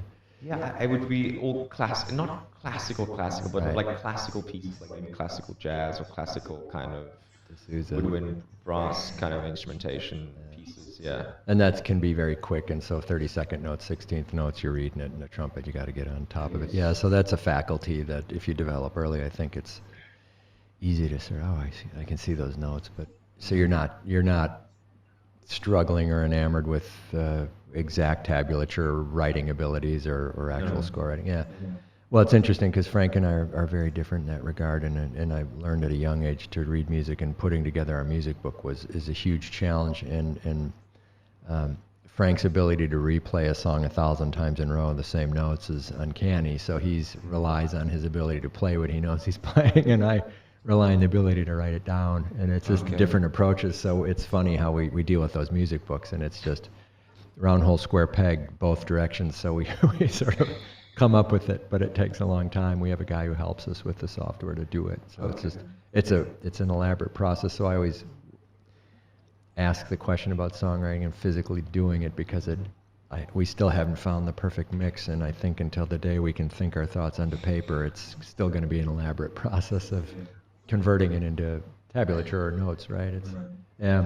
Any interest in acquiring that skill, or is that just something that's never going to happen? I do want to acquire that skill. Yeah. I just need to make the time for it for sure. I would expect that your thinking is there will be softwares or apps that really facilitate the learning of that, right? Sure, yeah. Nowadays, everything's available through software. Yeah, and I've seen some that are extraordinary, but it doesn't help you write a good song. It certainly facilitates writing good songs if you can capture stuff and then put a layer. Yeah. But it doesn't. A good song's a good song, I guess, wherever it comes from. So, okay, well, good. So we're coming closer to the present, but I think I have a much better idea why, when I listened to your body of work online, why I was seeing it. I don't know if that matters, why I know or what, but I like to dig into the history. I like to understand the bands I like, sort of figure out what's going on. I like to read about stuff, and so listening to your music, I had the questions. Some of the complexity of the lyrics and the word choice obviously have an origin that seemed to be driven by performance art or by poetry, and I think we've talked about that now. So I don't know if that helps or is even enlightening to you, but I saw it as a listener. So maybe I just say that to you and let it fall in your ears, and you can do with it what you want. But it was interesting to me to sort of go through that over the last week and a half to just try and figure out what the deal was. Yeah, I'm so sorry if I didn't No, it's not. It, yeah, no, and it's what it was. And I asked you, and I could have called back and said, I'm struggling to figure it out. But it was fun to sort of see that, and see if my understanding was justified, or if it's just my value-driven sense of how I want to interpret stuff is overtaking the art form, right? Which is. Sometimes you say, I don't like that, and you really haven't given it thought, or that's not good music, or that's great music, and you go back later and say, what was I thinking? Right? So this one, I try to spend a little more time because we're going to talk about it, and so that was where I landed. So these podcasts, we've talked about sort of the sequence, and we like to do this interview, and so hopefully I call it an interview, this exchange.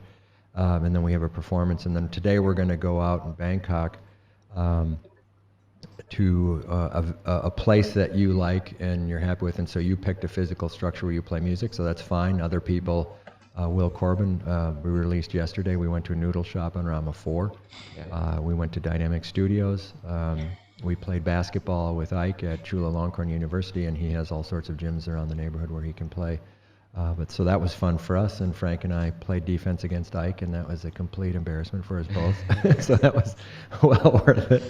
And so yours will go to Jam later. Cafe, Jam Café. I'm sorry if I didn't get that right. No, that's okay. And we'll talk there about other places that you like around town to sort of give listeners, if there are listeners or your friends and family, a way of typing in words to see what you're doing, where you're at. Okay.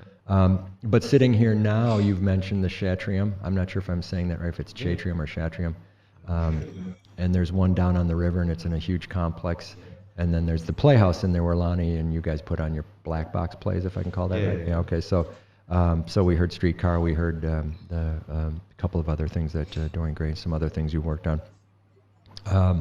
Are there other venues around town where you've played or where you've performed that you would think would be important for people coming in to maybe dig into or look for? You mentioned Maggie Chu's, which is iconic, and anyone reading Lonely Planet or whatever, anything online is going to understand you go there and get yelled at or have fun, and it's good stuff. Yes. Other we can talk about that one, or are there other spots that you think are notable or that?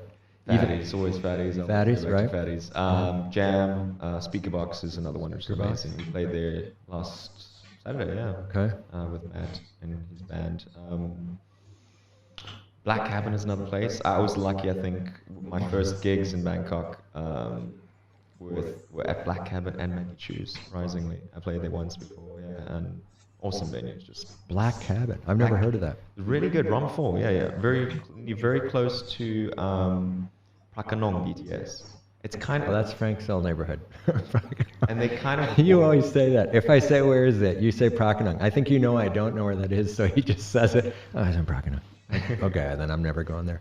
So Black Cabin, so it's like Soy 68 or further, or 70 or 80 or 100? I don't remember the exact Soy, but I'm obviously... 71. 71? I think so. No, it's like so you when you go off BTS Prakanong and then I think it's Rama 4 Road, like it's on Okay. the Rama 4, and it's a Okay. very short walk, and then it's like down one of those alleys. All right, so Black Cabin, so they do live music Yeah. and have food and drinks. They have bands, I think, every night of the week. They have like a set band. Big stage, small stage, elevated stage, you know. Small stage, ground level, not elevated, no. And so those are your first gigs in town? Yeah, Black Cabin Made You Choose. They were doing like these songwriter events at the time and putting in like once. And those are stage fright shows? No, I think I'd worked out all the Okay. stage fright either through theatre or through playing at Fatty's, you know. Oh, yeah. Yeah. So the you said your first night at Fatty's was a gut-wrenching, sort of harrowing experience. It was gut wrenching for a while. You have a recording of that? No. That'd be I don't nice. think- It'd be nice to just have that tucked away so you could Yeah, just to see motivational how terrible it speech. was. Yeah. Here's what I was. Yeah, I don't know. No, I wish I did have a recording, but no. All right, so Black Cabin, Maggie Choos. If you come into Bangkok, you can look those up. They sound spelled like they sound in different parts of town. I mean, it's a good, Yeah. you know, that if you did those 4 locations, you'd be covering about 100 miles. So Speaker Box to Black Cabin to Maggie Choos to Fatty's for your bratwurst and cheese curds would probably start at noon. You end at midnight if there's no traffic even. So it's a wide scope of geography there. Yeah. And that's just the nature of the beast here, right? Live lounge. Live lunch, right? Yeah. Yeah, I think I've seen you there actually. We talked about that. Yeah. So that's our good friend Max. He was actually podcast number 2. If you go back and look, and Max did a poetry reading for Frank and I. And I bring this up because it was just a lot of fun, and it was part of our exploration process to hear him do that. But we've hung out with Max since then, and he's done. We went to a boxing event of his. Where was that? Prachanikon. I can't remember. It's just here. Yeah, it was in Huaikwang. We watch him beat this guy in a 5-round fight with gloves. It was cool. It was cool. It was sanctioned. It wasn't some street Of course, fight. just like Well, we just watched him beat a guy on the street. you never know. Like when he did a Bangkok, man. No, he just slapped down one Muay Thai in the street, kick each other. But no, it doesn't happen here. But okay, so anywhere else? How about like your dining spots or your hangout spots or places to visit or things that you've done? You know, you could refer us back to NST or to you know, the towns down there if you wanted to, but that's a little harder for people to go if they're just coming into Bangkok. Journey. But a train ride, apparently. I didn't know that. Yeah, no, quite. Well, yeah, definitely a long ass train ride. Yeah. I don't know. I live quite far out actually. So I live in Wuttakat. I don't know if you know Wuttakat, Bangkok. It's like at the end of the Ceylon line. Ah, okay. Yeah. Just 20 minutes from here. No. Frank always says Like 20 an- minutes. By motorbike. Like an hour. Oh, maybe by motorbike. Yeah, 20, it's 30 20 minutes. minutes. Maybe. Frank came here and converted to like daredevil motorcycler, so he would say Pattaya is 20 minutes.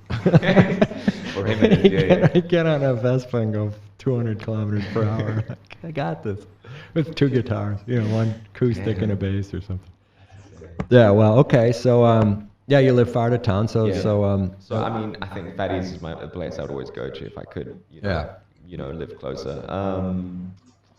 What places do I go? I should have prepared for this better. No, you shouldn't be, and it's not any of my business, but it's helpful because, I mean, just look at what you said. Fatty's is a place I go to. I mean, it seems it's easy to get to and it's fine. You live far away. Your geospatial orientation allows you to go from far to remote unproblematically or without problem. So it's interesting, you know, that suggests to me like you walk down dark alleys and you're sort of not afraid of looking for stuff and exploring, which is great for Bangkok because there's great stuff all over, and you may find the best art shop you've ever seen at the end of some street that's unlit or whatnot, right? And I think of the streets down by the Wat Po and the Grand Palace on the river that are just spectacular, right? And walk there for hours. And just, yeah, and so Frank and I collectively agreed that we'd go to one of our favorite restaurants down there and film our Bangkok sequence for the band in our podcast. And we walked around, and Frank took some great shots of the streets there at night, which are fantastic and beautiful. You know, very colorful and illuminated by street light or candlelight or whatever was going on. But it was cool. And so you seem to have similar appreciation for that. Go to go to Fatty's. Get there, 2 train stops and a thing, and a jump on a motorcycle. Two different trains. Yeah, it's like BTS, MRT. Yeah. Cool. All right. Well, and so monuments, temples, anything of. Never been a big monument temple guy. Yeah. to be Got it. honest, Yeah. But like finding new places, to eat. And actually, I mean, Jam. I don't know if we'll be able to have a burger, but I do like to try out the burgers in Bangkok. And Okay. so I've never had a burger there. I don't know if we can. We'll see. But Well, we'll ask. But Matt is very snobby about his because we had a whole burger confrontation, I think. So we'll have to talk to. Don't go pushing the Jam burger until you tried it, or Matt may come down and you. He's going to cut off your bratwurst supply, which is not allowed. You got to keep the stream open. Well, good. Well, I think I'm feeling like we've told had a good discussion here and told a good story about what you're up to and what's going on. There's no ultimate goal of these, but I think I was glad I got to meet you today and we talked about stuff. I hope I didn't overtake the conversation here too much. Yeah. Do you feel like reciting Dorian Gray or playing a song for us today here? I'll play a song. I definitely can't remember Dorian Gray. Well, that would have been a bonus. That would have been our first, theatrical or thespian activity. But Max still has the record there. So, well, good. Well, why don't we do this and take a little break and set it up? And I want to show you those microphones because you have an expertise or a background in some of the visual arts, technical visual arts through recorded medium.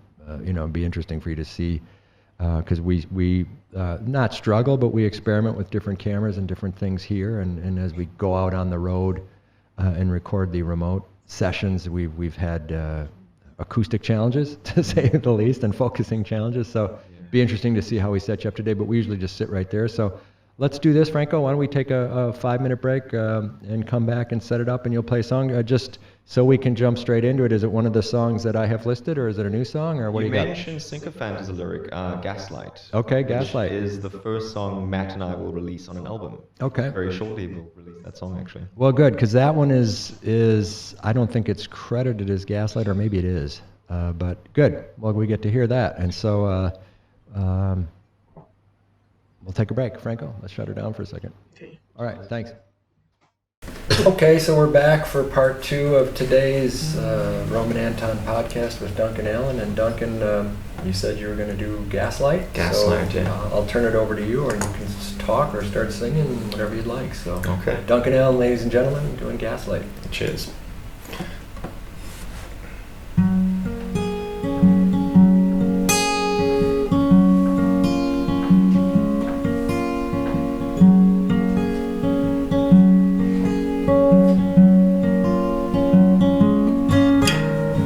It's not so easy, you and me. It's not so easy.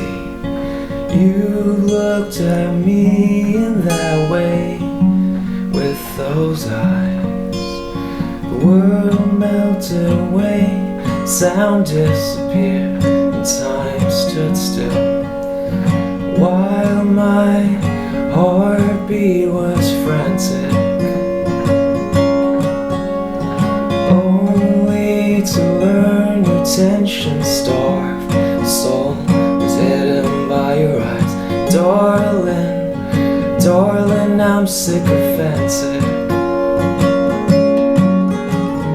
Blessed be the angel reading the times on your shoulder. The devil's in your mind reciting the words making you colder. I was a trapeze artist taking that leap. You are a careless acrobat who I put my faith in. A promise was made that the Lord could keep. Pimp is a lazy fool who encourages my sin.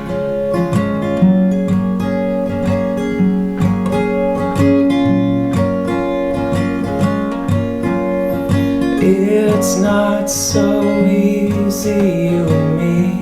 It's not so easy. You looked at me in that way, with those eyes.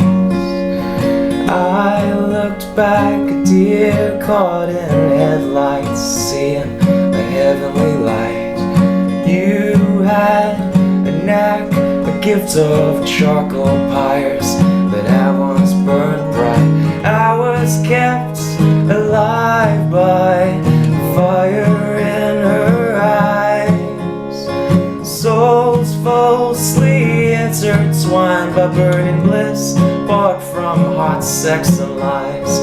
Attention-starved angel with demon persona. I was guilty of ignorance. She was innocent of not knowing better. I pray, baby, don't leave.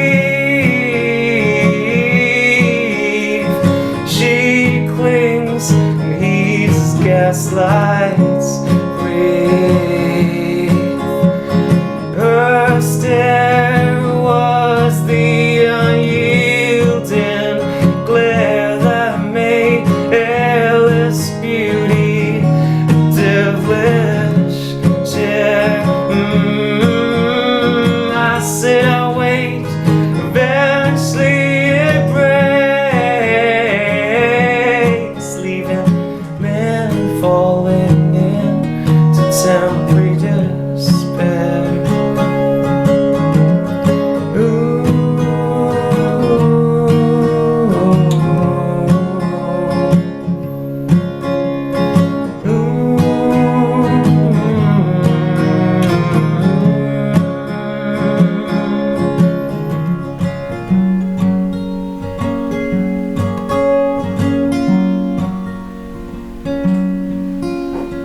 It's not so easy, you and me.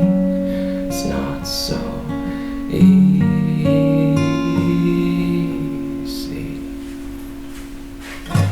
All right. Thank you, sir. That is good. Anything you want to say about that song? Where we can get it? What's going on? Or? No set date. I've got a design for it already. Designed the album cover, but we mixed the song just this week, Matt and I.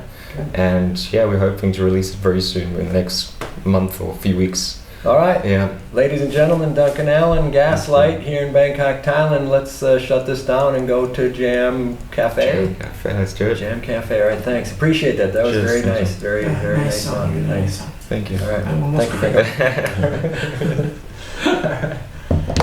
you. Good. All right, good. Well, great. We are at Jam Café, and do we know what part of town this is? Saton, Surasak? Saton?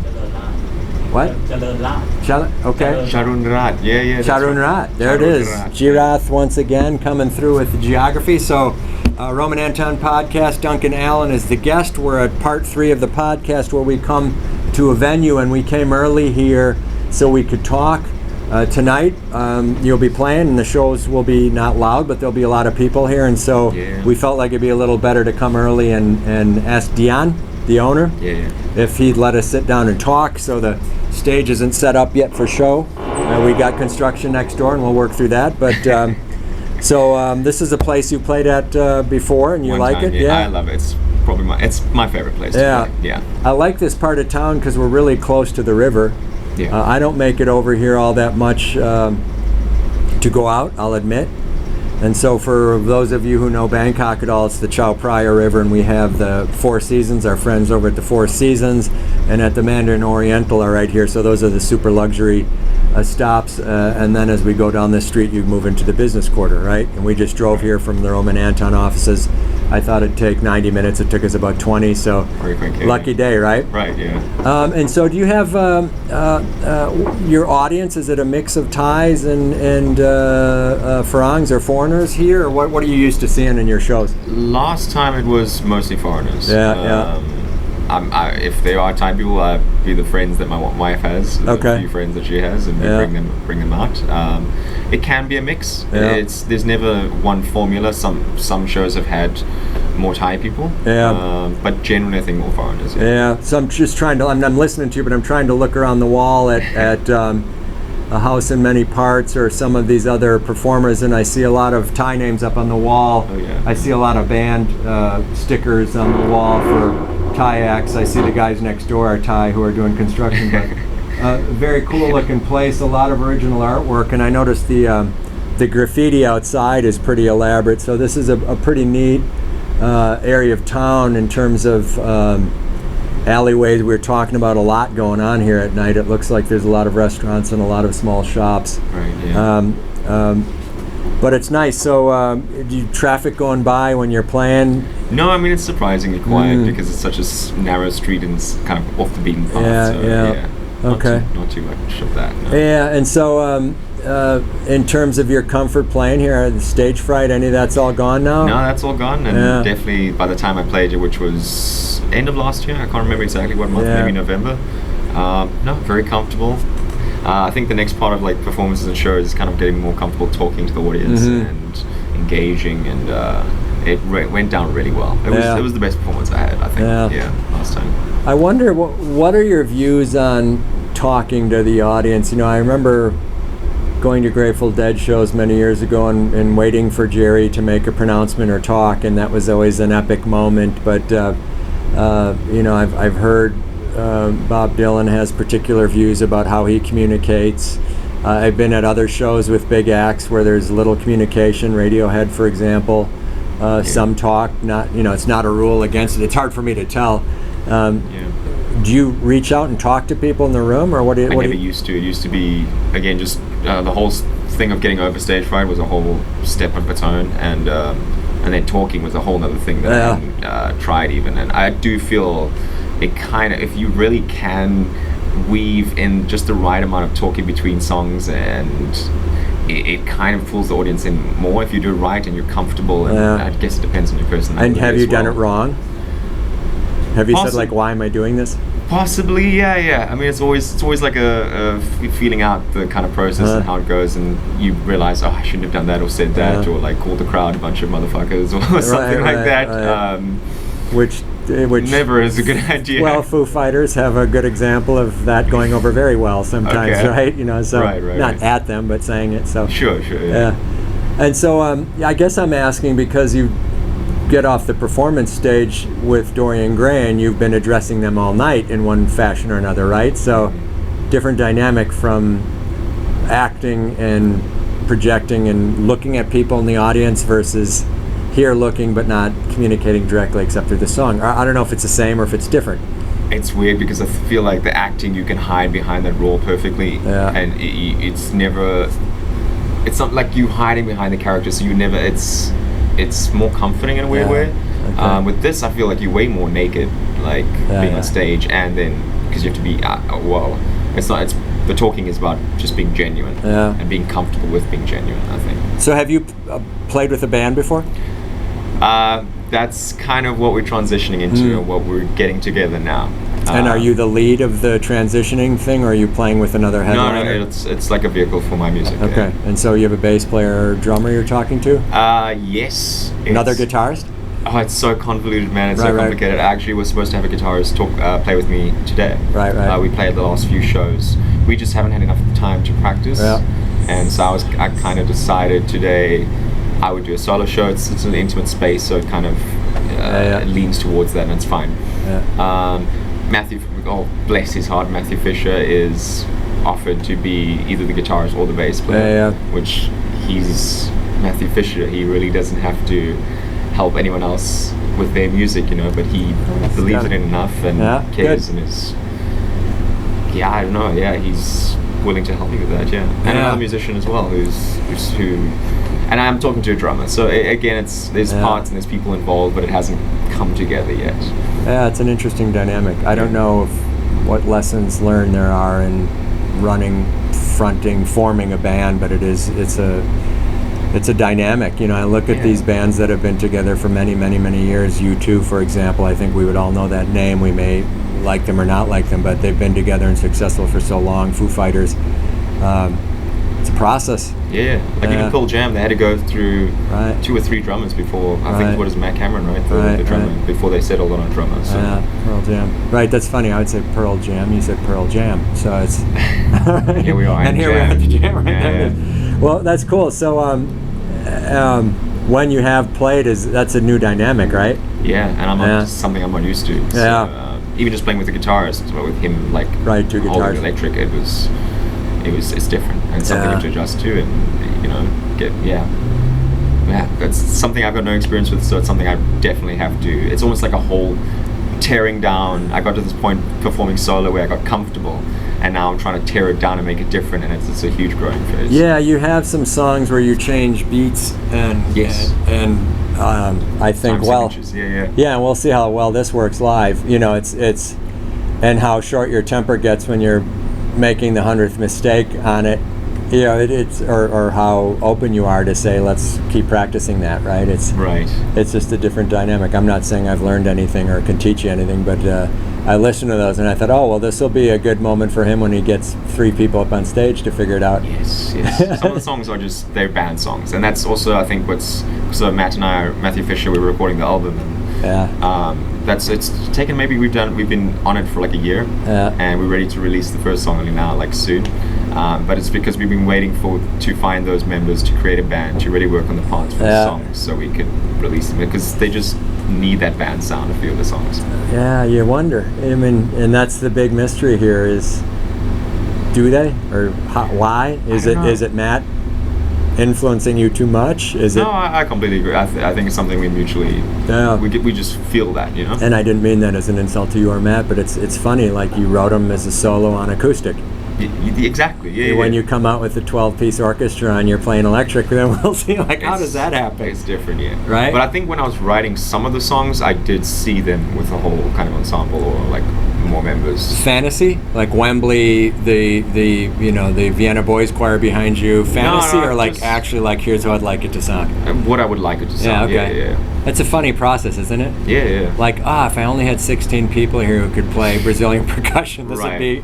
Or just 3 or 4 who would just really bring out the parts and bring out the sound. Do you have any of those significant and illusions of epic, like full orchestra, 4 guitarists, sort of big orchestra? Not quite to that extent, but hey, I would love to, for example, like when Ray Charles was doing Georgia, right? And he got a full orchestra to be on that song at one point, and it worked. And I don't know if I'll ever get to the point where I'll be able to do that. I mean, I don't see that as realistic now, but that's not the issue, right? Like the vision. If the vision is, this would be the way I see it, then it's maybe it works, maybe it doesn't, maybe you can, maybe you can't. But yes. So I'm trying to think which performers. You just mentioned Ray Charles in that capacity, but I've gone to shows where the bands I like have loaded up, and it's like, wow. And when I liked Yes and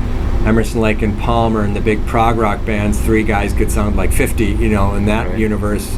Rush, these massive, hugely big sounding shows, and Grateful Dead, like I mentioned. So, and then big bands with a lot of numbers. I went to see the Eagles once, and they had multi-part harmonies that were astonishing. And so, you write or you don't, you have influences or not. We talked about the Violent Femmes 3-piece with stand-up drum, right? So, yes. But I always wonder, like, when you're writing this, what are you really seeing? And are you visualizing the song as notes on pages, or are you seeing this ensemble of people that you'd like to do and say, like, oh, I would have cellos and strings, or 50 synthesizers, or EDM? I always wonder what's in that initial thought when you're doing it. I don't know if you've run into that yet. I do. It's a good question. I think more to like what instrumentation would bring this out, and I can see it. I can't visualize the person, but I visualize the sound and what it would be like with that instrument. Yeah. I find with rap and with rap music, and like Kanye in particular, it's such a sort of incredible ensemble of sounds and elements.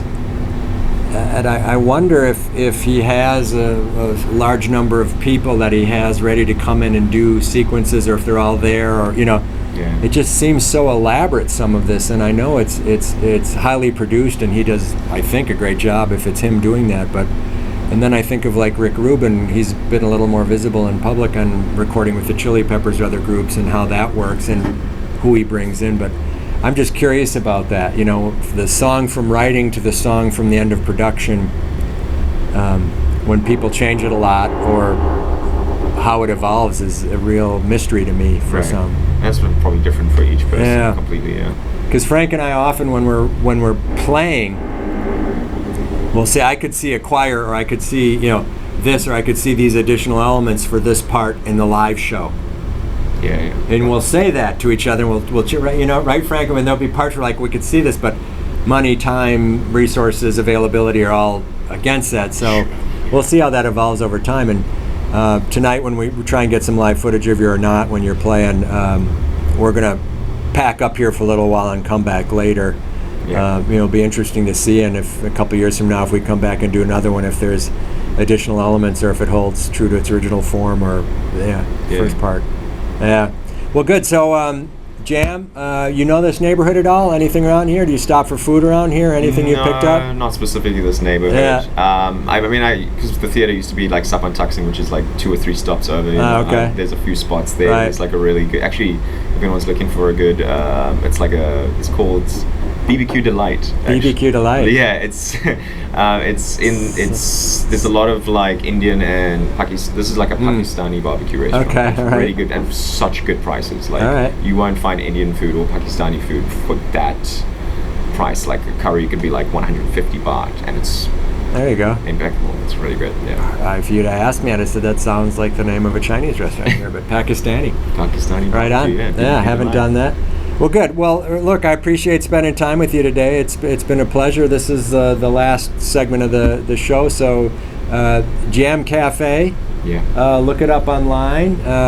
The owner? Yeah, Dian. He's got homemade ice cream, which is amazing. I haven't tried it yet, but it looks amazing. I really want to try that. Homemade ice cream. Yeah. At, a whole assortment of flavors. We got white chocolate coconut, sour candy, strawberry sorbet. A whole bunch of shit, Well, good. Well, maybe we'll get some footage of him tonight, but he seems like a cool guy. I don't think he's from Thailand, but seems to be a pretty cool guy, and appreciate him coming in. So appreciate it today, Cheers, Duncan. man. Thanks a lot. Thanks, dude. All right, Franco, let's sign out. 1, 2, 3, quiet.